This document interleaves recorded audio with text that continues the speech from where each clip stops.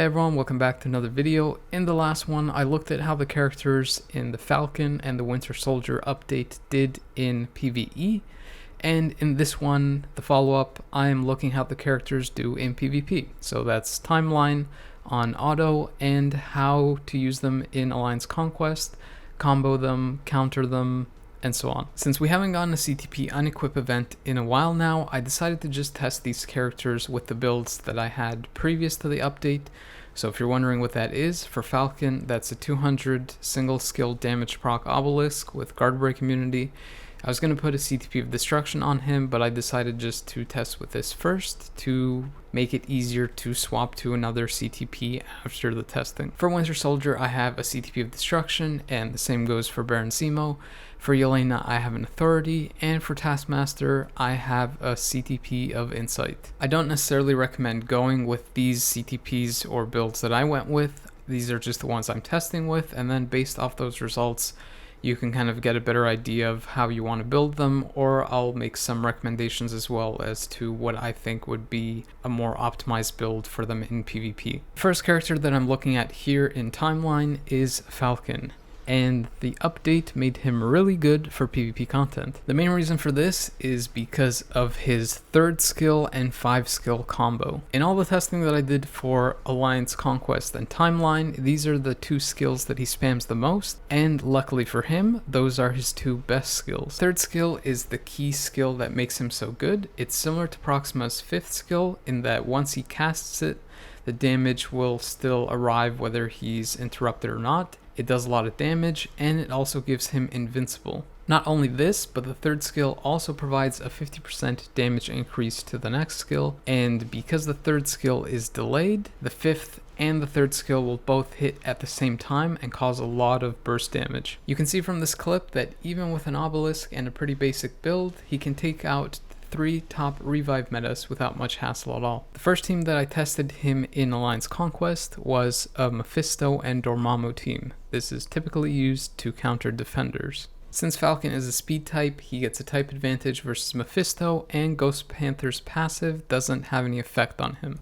Since that zone wasn't closed at the end of Alliance Conquest, I was able to test the exact same player and the exact same team again. I was worried that with a damage proc, his survival wouldn't be good enough versus characters that can iframe ignore, even versus a character like Dormammu that can reflect damage. But Falcon has really good survival because of his long iframes, his invincible on his 3rd skill, and because he has a heal when he dodges on his passive. Besides that, he frequently iframes, and his skills have high skill priority, so he'll be able to go into his iframes before the other characters can attack him really. That's the reason I was able to consistently take down that previous team. In the second test, I decided to see how he would fare against stronger metas, and as you can see, he almost wins it and comes just a little short of taking out Sentry's second life. If you paid attention to the buffs list for the characters, you'll see that Falcon didn't really proc his damage proc often in this fight. I believe it only happened once, and in several of the other fights I noticed that the same kind of thing happened too. These results lead me to believe that he might operate a little bit better with a defensive based build. The damage proc that he gets from the 3rd with the delayed damage and the stacked damage from the 5th skill seem to be enough to take out really strong and tanky characters. So if you're using Falcon to fight top revive metas or characters like Null that survive at 1 health, it might be more beneficial to go with a survival based build to survive their second life. That said, if you're fighting characters that don't have revive, or better yet don't have iframe ignore skills, then Falcon should easily be able to solo them since he has high skill priority, and the characters or the enemies won't really be able to attack him. You can see that in this Jean and Thanos fight where he barely takes any damage at all. To test out his solo capabilities, I decided to use a basic debuff character like Malekith and a support to fight the same team that I did in the beginning. In this particular fight, because of his constant iframes, he doesn't really get reflected, and the type advantage keeps him alive versus the damage from Mephisto. Speaking of a debuff leadership, from the testing that I did, I actually found out that it doesn't really matter if you have a debuff leadership or not. If Falcon gets hit, because of his high dodge and guaranteed dodge, and his passive being that he debuffs himself when he dodges, a debuff leadership for him ends up being a little bit redundant, so you can try using a damage leadership instead and a support, and that should be more than enough to allow you to take out most of the top metas in the game. You can see just that in these following two tests that I did, where I decided not to use a debuff leadership and instead went with She-Hulk's leadership, since the top metas that I was fighting in these particular fights were male characters. Basically, you can build him either defensively or offensively. It's totally up to you. If you want to get the benefit of using him in PvE, you can use something like a CTP of Destruction to get that extra penetration. But if you plan to use him versus top metas with 2 lives, he tends to perform more consistently with a defensive build, like for example a regen or maybe an authority. Regardless, I highly advise that you build up Falcon because he's really good in PvP and he's a cheap character. In some ways, he's like the cheaper cost version of Proxima. The second character that I'm looking at is Winter Soldier, and one of the greatest additions with his newest uniform is that he got an iframe ignore counter skill. As you're likely aware by now, by fighting characters like Silver Surfer and Daredevil, you know how good an iframe ignore counter skill is, especially when it has damage accumulation dealt on it, which is guaranteed to trigger in pretty much any fight. It's pretty apparent just how good this skill is, since I'm cutting through all these top revive metas pretty easily. And that's not just from that one skill, it's also from the increased chain hit damage and burst damage on his other skills as well. First test that I do with him is a pretty standard Gene Thanos Colossus test to see if he has the damage to burst down the characters and survive. Despite the fact that he nearly died, the counter skill with Destruction proc ends up taking out top metas fairly quickly. You can see this more easily in the second clip. If characters start out with an iframe skill, Winter Soldier easily goes into his third skill, and because he hasn't used another skill, the damage proc will activate and usually wipe out all of the characters. However, the downside of this is that he's more easily able to die, especially versus characters that have 2 lives. I'm not too sure how much better he could get with something like a CTP of Authority, but I don't think a regen would really help him too much because he doesn't have too high health and he doesn't really have recovery on any of his skills. I personally prefer the one and done kind of build with him and pairing him up with a character with higher survival. Even if Winter Soldier dies, he'll take out most of the characters and the higher survival character will win the fight for you. Gladiator meta. In this fight, Odin is set as the character to survive and Winter Soldier is there to counter all the characters with the heavy iframes like Quicksilver and Molecule Man. Like before, the second life of a character makes it hard for him to survive, but luckily his survival isn't too bad where he makes it through that one. In this next clip, I use a support in the third position to try to burst down these characters quicker than they can take me out, and that ends up being successful, but their second lives end up wiping the whole team. If you end up going with this build and want to go after top metas with 2 lives, it might be better to go with a damage leadership if you can't get a character that's strong enough to survive, because that way you can wipe the enemy team with a pretty basic team, and then when you fight again, you can put whatever team you want. Here's an example of what I'm talking about. So instead of using Odin with his meta debuff leadership, instead I use Captain America just to get the additional health and a little bit of burst damage from him, and using a third character in support position. You might not be able to survive the fight with Winter Soldier. Fortunately, I did. But even if you don't, you should be able to take out the enemy team without losing too many good characters in exchange. His survival isn't absolutely horrible since he does have a full iframe on his first skill and a 5-second invincible on his fourth skill. In the end, it always comes down to how the player wants to utilize the character. There aren't really any wrong builds. I personally kind of like the burst damage one and done kind of build with Winter Soldier, so that's the one I'm going to be sticking with for now. I didn't extensively test Taskmaster as much as the other characters since I have an insight on him, and if you want to use him as a solo character, it's advisable to use something different like a CTP of Destruction maybe, agreed, but more ideally probably using something like a CTP of authority. I'm not entirely sure if the accumulation from the authority conflicts with the accumulation from his 5th skill, so maybe a transcendence might be better. But outside of his 5th skill and having that huge damage accumulation and having good damage on his 5th skill, he doesn't really have too much else going for him. I got somewhat lucky with his rotation in these timeline tests, but more than likely you would probably want to build him with an insight to help support your main meta characters. Although Zemo isn't that great in PvE content, he does seem to excel in PvP content. That said, he does lack the capability to wipe top metas in timeline battle, but similar to Winter Soldier and his iframe ignore counter skill,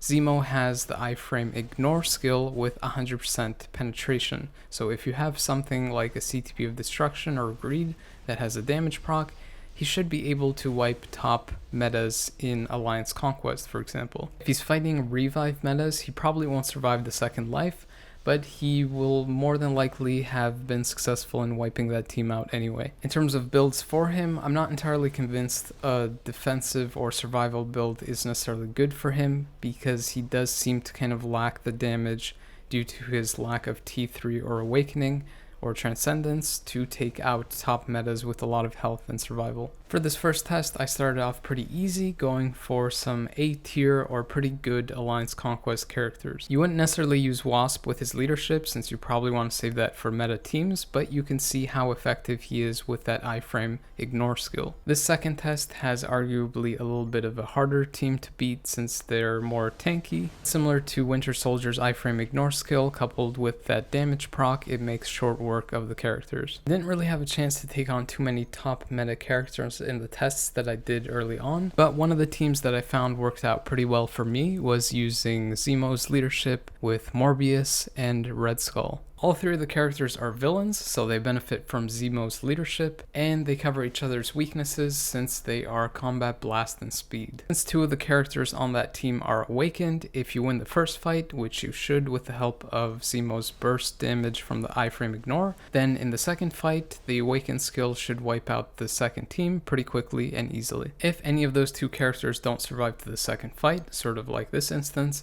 then Zemo should still be able to do some work at the beginning of the fight from the damage proc. I had a lot of success testing him versus spider characters, even without a debuff. That ignore dodge leadership is really helpful versus them. You can see in this fight I used Red Skull to balance the team out, but if you want to counter them specifically, you can use a character like Dakin, which I did in the last one. That way you have another character that ignores iframes and counters the speed type. The last character that I'm looking at is Elena, and she very well could be the best one, or at the very least the most consistent. Elena has obviously been out for a while now, and she was really good when she came out, especially because there wasn't too many characters that had the iframe ignore skill. With many characters getting T3 and awakenings and having that iframe ignore skill, she kind of fell off a bit, but now with her awakening, her stat bump, and her skills being buffed, she's arguably in the meta for Alliance Conquest at the very least. If you build her defensively, she's really good in timeline as well and can withstand hits from hard-hitting characters like Sentry and live long enough to use her awakening skill. She pretty much rotates through all of her best skills, including the 3 to make her iframe for a very long time,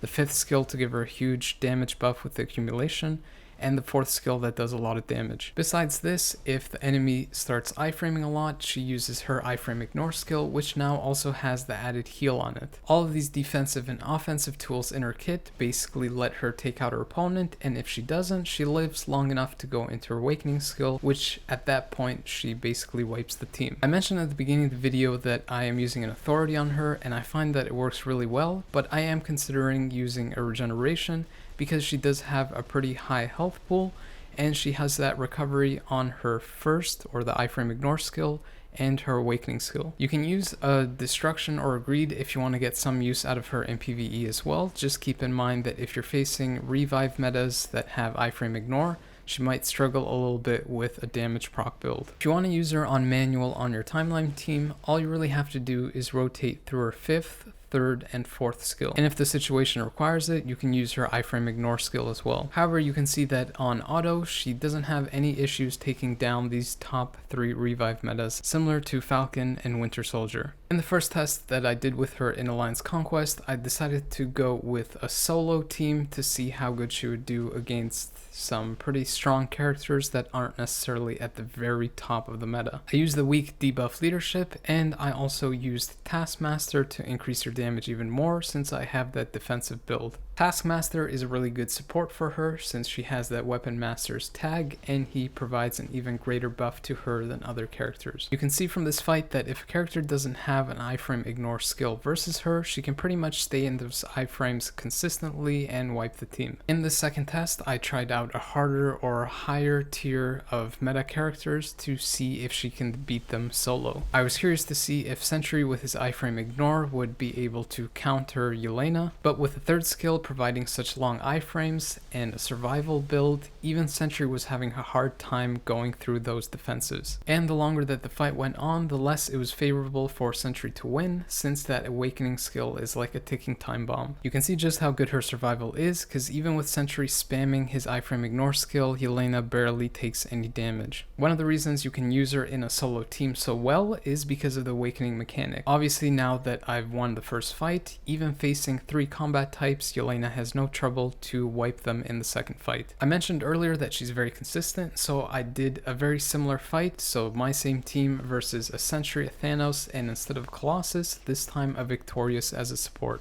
I wasn't even sure if I needed Taskmaster to beat this team, but I included him anyway just for this test. In some of the other tests, I don't use him, and you'll see how she does without that support and just a debuff leadership. I also mentioned that I was considering switching to a regen down the line, and that's because her survival is so good that oftentimes she doesn't get that damage accumulation, and the regen provides a little bit of added security if you reforge it to get that interrupt, or you get that extra damage if you roll into that stat. But if you don't have that as a build option, then Authority works really well, and you can see that here. Due to her long iframes, you could probably also get away with something like Transcendence, since you won't really be guard broken if you're not getting hit. Here's another example of a solo team, and since I'm facing Molecule Man leadership, I don't use Taskmaster because his support damage passive will be nullified. Instead, I use Victorious, so I get that little bit of added extra health for survival. In this particular fight, the Authority is doing a lot of work since I'm getting that max damage accumulation, but you can see the consistency of Yelena's performance, where I'm taking out some of the top meta characters in the game, being Null and Sentry. Sentry gets pretty close to taking out Elena. Unfortunately, he's pretty much locked into using his iframe ignore skill to be able to deal damage on her. If she's in her iframes, even if he uses his strongest skill like the 5th skill, he won't be able to kill her. After I saw how good Elena is as a solo character, I was trying to figure out what teams to incorporate her in. One of the ones that I tested out to good effect was with Invisible Woman leadership and Things support for Invisible Woman. Because Elena doesn't need the support, she can function pretty well to complete that type disadvantage advantage triangle with the blast, speed, and combat. And to no surprise, with my survival build on her, she ended up surviving against Sentry and winning the fight for me. Also in the same fight, if you noticed, I took out Null in one hit. He didn't activate his passive where he stays at 1 health, so I'm not really sure how that happened, but Yelena's just that good. One of the other teams that I used to use before she was awakened was with Red Guardian as the second character and Malekith debuff leadership. I would often use these characters just to take out spider characters, but now that she's so much stronger with her awakened skill and the buffs to her other skills, I decided to test her out versus stronger characters. If you're wondering why I'm using Red Guardian on the team, it's because he has penetration on some of his skills, and since Elena lacks that, it kind of works well together with her. In addition to that, they're both awakened, so if either of them win the fight, then they'll be able to wipe the second team. And as you'll see from this clip, Red Guardian actually has really good survival. He's able to apparently tank the Warriors of the Sky, so more often than not, that awakening skill on the second team is likely to happen. Besides this, Red Guardian also provides Elena with a little bit of a team synergy, and also completes that type triangle with the blast, speed, and combat. The last test I'm doing here is using the exact same team versus stronger metas, even ones that have Mystique as the support. You wouldn't necessarily want to do this versus a blast last gene, since Red Guardian will more than likely die, but if you end up winning, you'll have a pretty cheap and decent team on defense. And that rounds out this video. If you want my opinion on who to go for first, I would suggest probably Falcon and Elena. If you wanted to know which one of those to go for first, maybe go with Elena since she was more consistent from the testing that I saw. Either way, both characters should be solid additions to your PvP roster. If you found this video helpful or at the very least entertaining, then please consider subscribing, liking if you did like the video, and hitting the bell notification icon. All of them help my channel grow and give me a reason to make more videos for you guys. Anyways, thanks for your time and watching, but the video is now over.